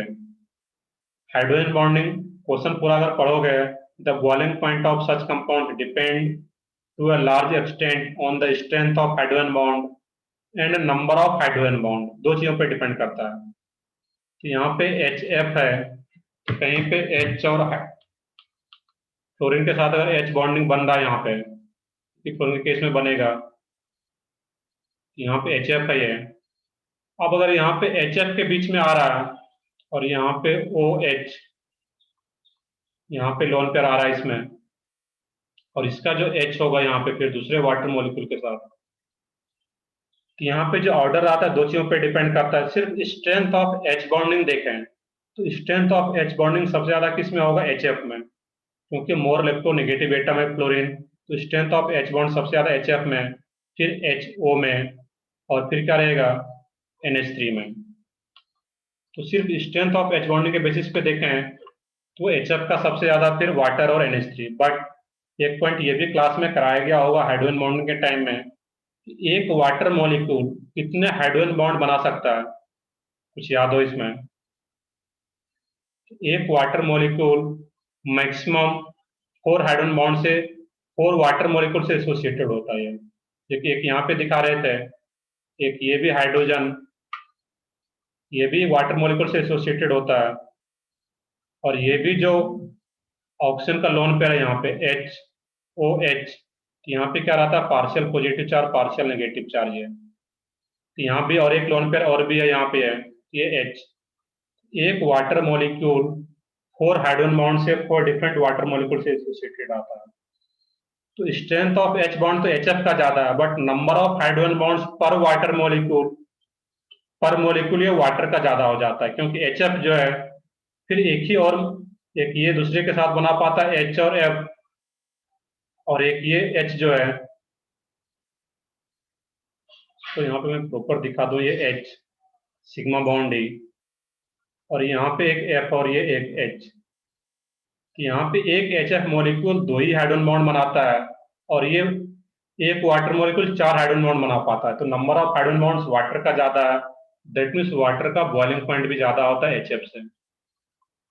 और अमोनिया जो होता है इसमें तो नंबर ऑफ ये इसमें भी दो ही बनेगा इस टाइप से, बट यहाँ पे जो इसका स्ट्रेंथ होता है, नाइट्रोजन काफी लेस इलेक्ट्रोनेगेटिव एटम होता है, दैट मीन्स इसका जो बॉइलिंग पॉइंट है एच से भी कम रहता है, क्योंकि इसमें नंबर ऑफ हाइड्रोजन बॉन्ड्स वो भी कम है एज कम्पेयर टू वाटर। तो वाटर का तो ज्यादा है, but as compare to H F और NH3 में जब कंपेयर करेंगे यहाँ पे, इसका जो स्ट्रेंथ ऑफ एच बॉन्ड है एच से काफी कम हो जाता है NH। तो यहाँ पे नंबर ऑफ एच बॉन्ड पे ना डिपेंड करके सिर्फ स्ट्रेंथ ऑफ एच बॉन्डिंग पे ही डिपेंड करता है, दैट मीन्स अमोनिया सबसे लास्ट में। ठीक है, एक्सेप्शनल केस पे तो इसको एक अलग से भी याद रख सकते हो यहाँ पे। तो वाटर का ज्यादा क्यों है एच से? जनरली गलती करते हैं H F water ammonia, but यहाँ पे वाटर का ज्यादा है क्योंकि number of H bonds H से ज्यादा बनता है वहां पे। एक और क्वेश्चन है तुम्हारा, ये भी बॉन्डिंग का है कि contains covalent and coordinate bond. तो यहाँ पे सबका स्ट्रक्चर सोचना पड़ेगा। यहाँ पे CCl4 है, तो CCl4 में कार्बन भी क्या है, नॉन मेटल, और क्लोरीन भी क्या है, नॉन मेटल, और नॉन मेटल आ रहा है उस केस में वहां पे। और इसमें covalent bond and coordinate bond, यहाँ पे आयनिक बॉन्ड नहीं बोला गया है। अब देखोगे यहाँ पे इस केस में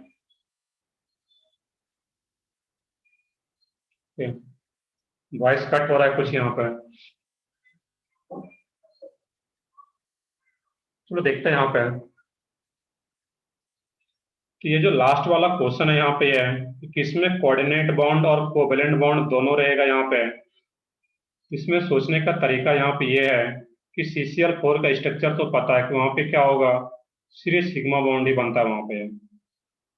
NaCl में क्या होगा, आयनिक बॉन्ड है Na+Cl-, MgOH ये क्या रहता है, Mg2+ और ट्वाइस OH-।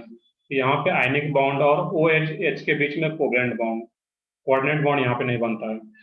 अब जो H2SO4 है यहाँ पे, इसमें अगर सोचोगे यहाँ पे इस टाइप का स्ट्रक्चर है, बट पहले क्या होता था यहाँ पे कि जब ये चीजें पता नहीं था कि थर्ड पीरियड और फोर्थ पीरियड के जो भी एलिमेंट है ऑक्टेट का एक्सपेंशन कर सकता है या नहीं कर सकता है, यहाँ पे सल्फर जो है ऑक्सीजन के साथ कोवैलेंट बॉन्ड, ये कोऑर्डिनेट बॉन्ड भी बनाता था यहाँ पे। तो H2SO4 का एक ये स्ट्रक्चर भी है, बट बाद में यही स्ट्रक्चर किस में कन्वर्ट हो गया, यहाँ पे HOS डबल बॉन्ड OH इसमें कन्वर्ट हो गया था ये H2SO4 में ये। तो यहाँ पे जो आंसर भी आएगा कि कोऑर्डिनेट बॉन्ड और कोवैलेंट बॉन्ड किस में आ जाएगा, वहां पे H2SO4 कोवैलेंट बॉन्ड भी आ रहा है और कोऑर्डिनेट बॉन्ड भी आ रहा है। पहले H2SO4 को इस तरीके से ड्रॉ करते थे, बट अब नॉर्मल लोग इस टाइप से ड्रॉ कर पाते हैं। आंसर भी अगर देखो तो वो बी आ रहा होगा वहां पे। हाँ सर, थैंक यू। चलो ठीक है, फिर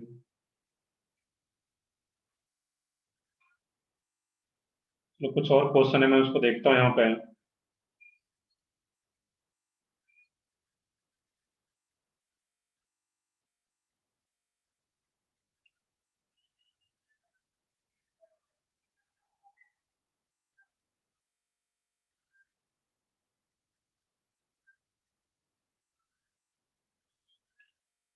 एक क्वेश्चन मैं बताता हूँ, बाकी तुम लोगों का शायद सेकंड क्लास भी है तो मैं बहुत ज्यादा टाइम नहीं ले रहा था। एक दो क्वेश्चन जो डाउट है,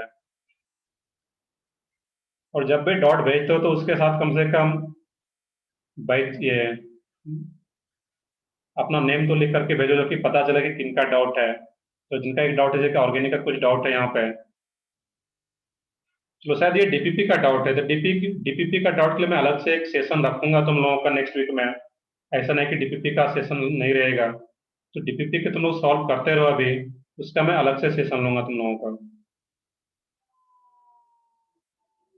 चलो बाकी 2 क्वेश्चन में मैं यहाँ पे एक क्वेश्चन अभी एक्सप्लेन करता हूँ, और एक क्वेश्चन जो है देखोगे इसमें क्वेश्चन जो यहाँ पे है, which of the following molecule has longest C double bond C bond length. देखो ये सलोनी के क्वेश्चन है यहाँ पे, CH3 CH double bond CH CH double bond CH CH3। Next है यहाँ पे CH3 CH double bond CH CH3। Second option है यहाँ पे CH2 double bond CH CH double bond CH2, और इसमें आ रहा है CH2 डबल बॉन्ड CH2। अब यहाँ पे चेक करोगे इस केस में, इसमें longest carbon carbon bond length की बात किया जा रहा है इस केस में। यहाँ पे देखने कि यहाँ का जो डबल बॉन्डेड कार्बन है ये बिल्कुल क्या है, 2 कार्बन एटम के बीच फिक्स है। सही है प्रथमेश का। इसमें क्या है, यहाँ पे डबल बॉन्डेड जो कार्बन है ये बिल्कुल फिक्स है, 2 कार्बन के बीच में आ रहा है यहाँ पे है। डेट मीन्स ये क्या होगा, सबसे शॉर्टेस्ट होगा, ये डबल बॉन्ड कैरेक्टर सबसे ज्यादा है। अब इसमें देखोगे यहाँ पर भी दिखने में लग रहा है कि डबल बॉन्ड कोई रेजोनेंस नहीं हो रहा है, बट यहाँ पे 6 अल्फा CH है, 6 हाइपर कंजुगल हाइड्रोजन एटम है। तो जब यहाँ पे हाइपर कंजुगेशन होगा, ये हाइपर कंजुगेशन में क्या होता है, इसी तीनों H को अगर मैं इधर दिखा दूं यहाँ पे है, ये जैसे सिग्मा से H बॉन्ड इधर शिफ्ट होता है तो ये पाई बॉन्ड ओपन हो जाएगा। दैट मीन्स यहाँ का जो पाई बॉन्ड है अब वो डीलोकलाइज होना शुरू हो जाता है, यहाँ पे पाई बॉन्ड डीलोकलाइज होना शुरू हो जाता है। दैट मीन्स इसका पाई बॉन्ड कैरेक्टर यहाँ पर का कुछ कम हो जाना शुरू हो जाएगा। यहाँ पर भी क्या होगा, जो पाई बॉन्ड कैरेक्टर है इस पाई बॉन्ड के साथ रेजोनेंस में है, इसका पाई बॉन्ड कैरेक्टर और भी कम हो जाता है यहाँ पे है। और यहाँ पे क्या होता है, रेजोनेंस के साथ साथ अल्फा CH भी है यहाँ पे, इस पाई बॉन्ड के एस्पेक्ट में और इस पाई बॉन्ड के एस्पेक्ट में भी। तो रेजोनेंस के साथ साथ हाइपर कंजुगेशन से भी डीलोकलाइज हो पाएगा पाई बॉन्ड। यहाँ का पाई बॉन्ड रेजोनेंस में भी डीलोकलाइज है, हाइपर कंजुगेशन के थ्रू भी डीलोकलाइज हो रहा है। तो पाई बॉन्ड का डीलोकलाइजेशन जितना ज्यादा होगा उतना वहां का पाई बॉन्ड कैरेक्टर कम हो जाता है, डबल बॉन्ड कैरेक्टर कम हो जाएगी। और डबल बॉन्ड कैरेक्टर कम हो रहा है that mean single bond character ज्यादा हो रहा है, दैट मीन इसका बॉन्ड लेंथ सबसे ज्यादा होगा। तो आंसर क्या आता है इसका first, due to more delocalization resonance and hyper conjugation से डीलोकलाइज हो रहा है यहाँ पे, जबकि यहाँ पे सिर्फ रेजोनेंस है, यहाँ पे सिर्फ हाइपर कंजुगेशन। एक और क्वेश्चन था इसमें, क्वेश्चन नंबर 16। तो 16 क्वेश्चन नंबर एक एरोमेटिक कंपाउंड से रिलेटेड है, ये रिएक्शन दिया हुआ है, इसको हम लोग डीपीपी जब डिस्कस करेंगे तो उस टाइम में बताऊंगा, थोड़ा डिटेल में बताना पड़ेगा, उस टाइम में सबको बताऊंगा वहां पे कैसे रहता है वो। चलो ठीक है, इसमें एक और किन्हीं का डाउट है, इसमें पहले भी भेजे हुए थे, इसमें फॉर्मल चार्ज से related, resonating structure with formal charge is less stable then neutral resonating structure provided both have same number of pi bonds, statement है। अब देखो फॉर्मल चार्ज क्या होता है यहाँ पे, ये किन का डाउट है बताओ, इसमें नेम तो पता हो, तुम वहां पे प्रेजेंट हो अभी सुन रहे हो, फॉर्मल चार्ज वाला।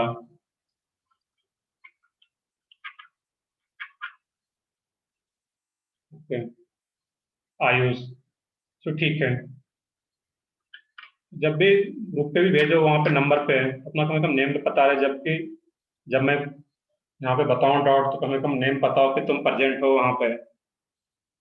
चलो देखते हैं फॉर्मल चार्ज क्या होता है। तो फॉर्मल चार्ज बॉन्डिंग में भी पढ़े हो गए कि किसी भी एटम पे कोई चार्ज है, इतना मान लो वहां पे कि किसी भी एटम पे कोई चार्ज अगर आ रहा है, जबकि कार्बन पे यहाँ पे देखोगे C डबल बॉन्ड हो, कार्बोनेट आयन, यहाँ पे इस ऑक्सीजन पे क्या है, एक negative charge, that means -1 formal charge है यहाँ पे, NH3 NH4 प्लस हो तुम्हारा, तो यहाँ पे पॉजिटिव चार्ज है, तो जितना पॉजिटिव चार्ज दिखा रहा है यहाँ पे वही क्या रहा था इसमें फॉर्मल चार्ज। वैसे बॉन्डिंग में बॉन्डिंग का सीट देखोगे तो वहाँ पे फॉर्मल चार्ज किस एटम पे कितना है उसके लिए फार्मूला भी है, बट यहाँ पे सिंपली याद रखना है कि जो चार्ज हम लोग दिखाते हैं पॉजिटिव या नेगेटिव, उसी को क्या बोलते हैं, फॉर्मल चार्ज। एक क्वेश्चन और है कि व्हाट इज फिनाइल रिंग। तो फिनाइल रिंग क्या होता है तुम्हारा, बेंजीन रिंग को ही अगर यहाँ पे ट्री बॉन्ड लगा देते हैं तो बेंजीन रिंग को ही एज ए सब्स्टिट्यूएंट्स लोग क्या बोलते हैं, फिनाइल रिंग। ये क्या है, इसी को बोलते हैं फिनाइल। बेंजीन रिंग को ही as a substituents, as a group name क्या बोलते हैं लोग, फिनाइल।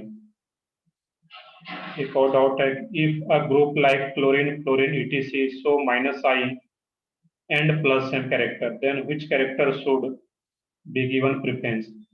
यहाँ पे देखना है कि जब भी क्लोरीन हो यहाँ पे तो क्लोरीन का हमेशा कौन सा प्रेफरेंस देना है, -I। अब pH अगर आ रहा है यहाँ पे तो pH डिपेंड करता है कि वो कौन सा कंडीशन शो करे। देखिए अब यहाँ पे pH हो तुम्हारा और CH2 पॉजिटिव चार्ज। अब ये पॉजिटिव चार्ज इसके साथ बेंजीन के साथ कंजुगेशन में नहीं है, तो इस पॉजिटिव चार्ज के रेस्पेक्ट में ये जो pH है वो क्या काम करेगा यहाँ पे, -I का। और जब ये -I का काम करेगा यहाँ पे, क्योंकि ये कंजुगेशन में नहीं है यहाँ पे, और यही pH बेंजीन रिंग जब इस कार्बोकेटाइन के साथ, मैं प्रॉपर फिगर ड्रॉ कर दूं, बेंजीन रिंग का यहाँ पे है CH2 पॉजिटिव चार्ज, तो यही पॉजिटिव चार्ज क्या करता है यहाँ पे है, इलेक्ट्रॉन दे पाएगा थ्रू रेजोनेंस। ये अब यहाँ पे क्या काम करेगा, +M का। तो pH डिपेंड करता है सिचुएशन पे कि pH अगर किसी के साथ कंजुगेशन में आ रहा है तो वो +M, कंजुगेशन में नहीं है तो वो क्या रहेगा, -I। इस तरह से सोचना था वहां पे। चलो बाकी और तुम्हारा कोई डाउट है इसमें, linear chain molecule, cyclic molecule में आपका मेटा पैरा, चलो उसको मैं नेक्स्ट क्लास में बताऊंगा तुम लोगों को। तुम लोगों का भी क्लास है और मेरा भी अभी सेकंड क्लास है कि दूसरे बैच में, तो तुम लोगों का जो भी डाउट है, अभी कुछ लोग तुम्हारा अभी जो भी डाउट है तो मैं नेक्स्ट क्लास में उसको लूंगा, या कभी मतलब नेक्स्ट वीक में जब भी क्लास होगा, या कोशिश करूंगा कि नेक्स्ट वीक में एक DC क्लास भी लगे, तो DC क्लास में तो जितना भी डाउट होगा तो उसमें पूछ पाओगे। चलो ठीक है ओके फिर, सर। चलो ठीक है फिर अभी सेशन एंड करता हूँ क्योंकि फिर सेकंड क्लास है मेरा अभी। ओके।